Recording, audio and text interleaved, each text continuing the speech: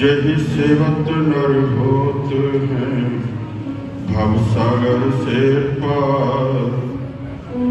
नम्रता दीनता भेंट सतगुरु लीजिए, मैं शरणागत तुम्हारी मुझे दास अपना कीजिए। मैं शरणागत तुम्हारी मेरे हृदय वासा कीजिए।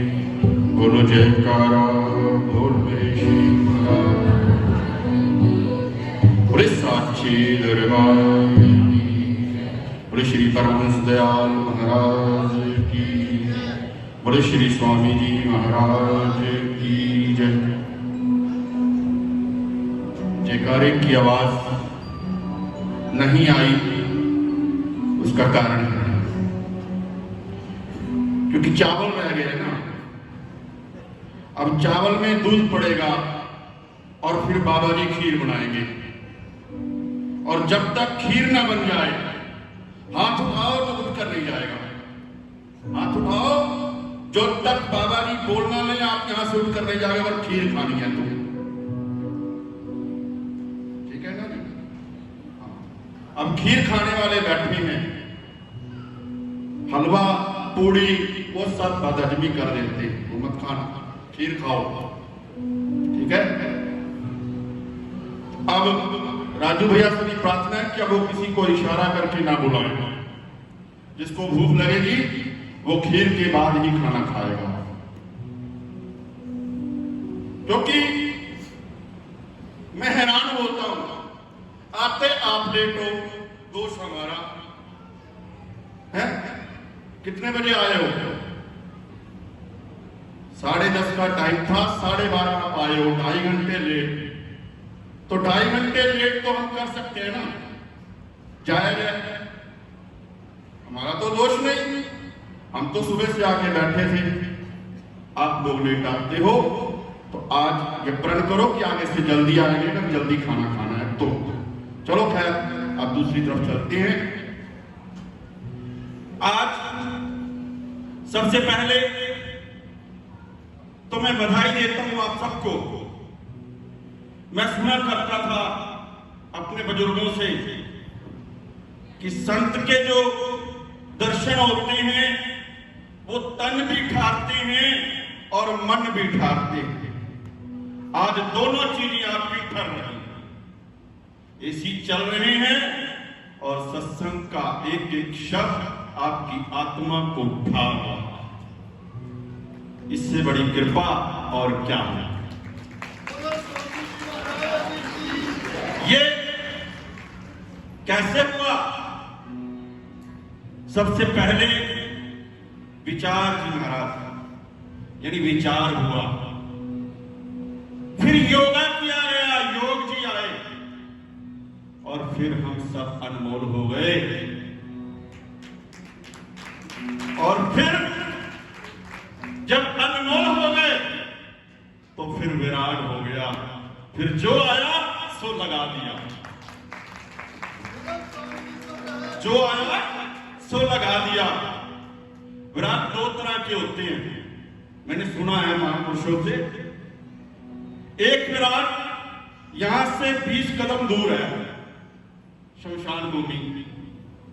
वहां जब लोग जाते हैं ना, जिसको देखो चेहरा लटका के कहता महाराज कुछ नहीं दुनिया से बाहर आता है ना, और भाई तो गड्डी नहीं लैके आ, मैं देर होंगी भी है, दसो कितने गया वो विराट है। वो विराट चंद मिनटों के लिए आया, और ये विराट सदा सदा के लिए आपको मिल गया।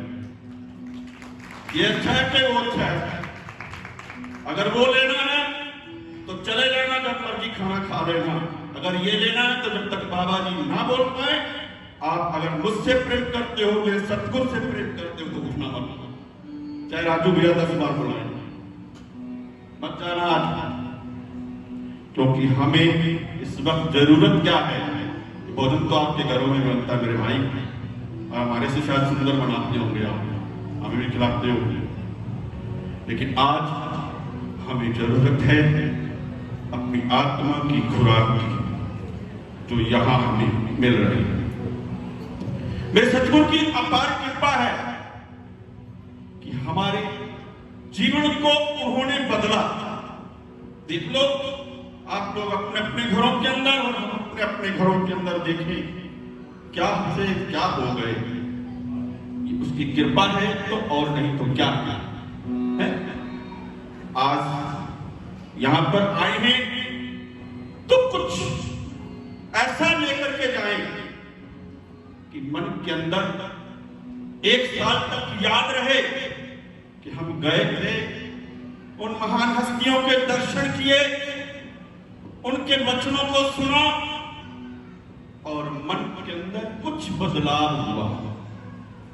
कहते एक राजा था, वो राजा बड़ा ही धर्मात्मा था, वो गुरु पीर को मानने वाला था और वो पंडितों की भी बहुत कदर करता था। लेकिन स्वभाव है अपना अपना। जब गुरु जी आते तो वो उनका आसन जो था वो ऊंचा लगाता था और जब वो पंडित जी आते थे तो उनका आसन उनसे थोड़ा नीचा लगाता था। अब पंडित जी सोचने लगे कि यार जब इसको कोई मुसीबत होती है तो ये मेरे पास आ जाता है, हाथ दिखाता है, कुंडली दिखाता है, सब कुछ पूछता है, मैं इसको उपाय बताता हूं, इसका काम हो जाता है। और जब इज्जत देने की बारी आती है तो गुरुदेव का आसन ऊंचा लगाता है, मेरा नीचे लगा देता है। अब ये बात उसने राजा को बोल दी कि भैया मुझे एक बात बताओ कि आप जब कोई मुसीबत होती है तो मेरे पास आते हो, कुंडली दिखाते हो, हाथ दिखाते हो, ये कराते हो, वो कराते हो, और जब इज्जत देने की बारी आती है तो आप अपने गुरु को ज्यादा देते हो, मुझे कम देते हो, ऐसा क्यों? तो राजा ने कहा कि महाराज आपका स्थान अपनी जगह है, उनका स्थान अपनी जगह है, वो गुरु है, वो मेरे रोम रोम के मालिक हैं। तो कहने लगे क्या हमें क्या भिखारी समझ रखा है? हमारे लिए क्यों नहीं लगाता? कहते नहीं ऐसी कोई बात नहीं है, आपका भी जो मान सम्मान है मैं उतना ही करता हूं, सिर्फ एक दर्जा होता है हर चीज का। लेकिन वो नहीं माना, कहने लगा मैं नहीं मानता कि तेरा गुरु बड़ा है, मैं तो अपने आप को बड़ा मानता हूं क्योंकि मैं तुझे सब कुछ बताता हूं। अच्छा, तो मैं उसने कहा कि देखो जो भी कहो आप, लेकिन मैं गुरु को गुरु का स्थान दूंगा, आपको आपका ही दूंगा। तो पंडित जी ने कहा कि ऐसा करो, आज एक परीक्षा कराते हैं, जो उस परीक्षा में पास हो जाएगा वो बड़ा। अब राजा ने कहा ठीक है करवा लो, क्योंकि उसे अपने गुरु पर पूर्ण विश्वास था। तो उसने अंदर गया, एक डिब्बा लिया, उसके अंदर चंद हीरे डाले, हीरे डाल करके वो अपने गुरुजी के पास गया और जाकर सारी बात बताई कि गुरुजी ऐसे ऐसे बात है, अब उस ब्राह्मण के संशय का निवारण करना है। देखा ठीक है जरूर करेंगे, कोई बात नहीं। लेकिन गुरुजी थे कि संत जो होता है वो संत वही होता है जो झुक कर जीना सीखे, झुक कर रहता हुआ। उन्होंने कहा कि कोई बात नहीं, अगर उसकी ये इच्छा है कि मुझे ऊंचा आसन मिले और मैं नीचे बैठूं तो कोई फर्क नहीं पड़ता, आप उनको ऊंचा आसन दे दो, मुझे क्यों इस पकड़े में डाल रहे हो? कहते नहीं। तो कहने लगे ठीक है बुला लो, उसको भी बुलाओ, मैं भी आता हूं। बुलाया गया तो राजा ने कहा कि ये डिब्बी है, जो बताएगा इसमें कि क्या है, जिसने सच बता दिया वो बड़ा। अब ना गुरुजी को पता है इसमें क्या है, ना पंडित जी को पता है इसमें क्या है, सिर्फ और सिर्फ उस राजा को पता। राजा ने पहले पंडित जी से सवाल किया कि बताओ इस डिब्बी के अंदर क्या है।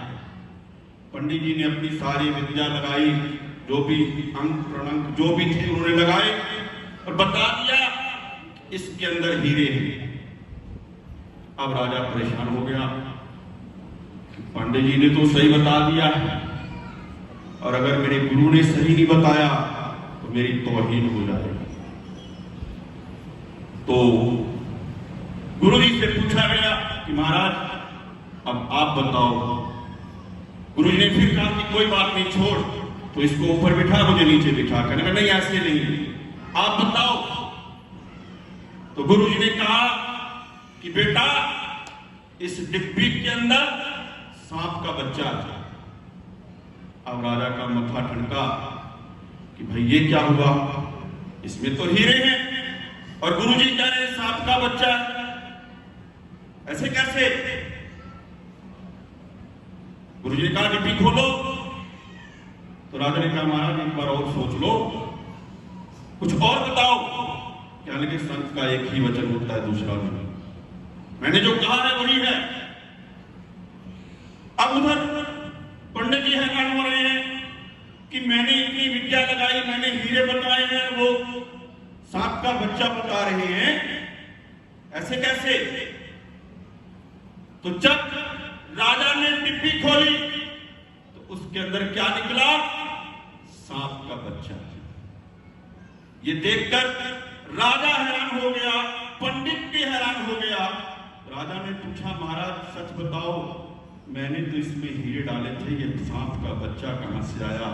तब गुरुदेव ने फरमाया कि बच्चों ये बता सकते हैं, बदल नहीं सकते। मैं बताऊं या ना बताऊं, मैं बदल सकता हूं।